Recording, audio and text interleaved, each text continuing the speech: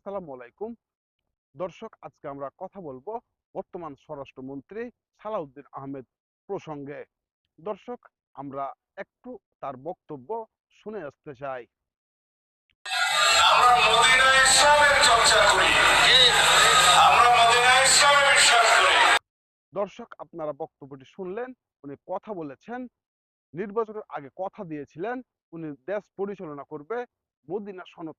নির্বাচনের পরে আজকে 3 মাসের মধ্যে অনেক শিশু ধর্ষিত হয়েছে, হত্যা করা হয়েছে, অনেক যুবককেও। কিন্তু সালাউদ্দিন আহমেদকে যখন বিচারের জন্য যখন সালাউদ্দিন আহমেদকে তাগিদ দেওয়া হচ্ছে, তখন সালাউদ্দিন আহমেদের মুখে ভিন্ন কথা। চলুন আমরা একটু কথাগুলো শুনে আসা যাক। এখন মধ্যযুগে নাই, আমরা আধুনিক যুগে।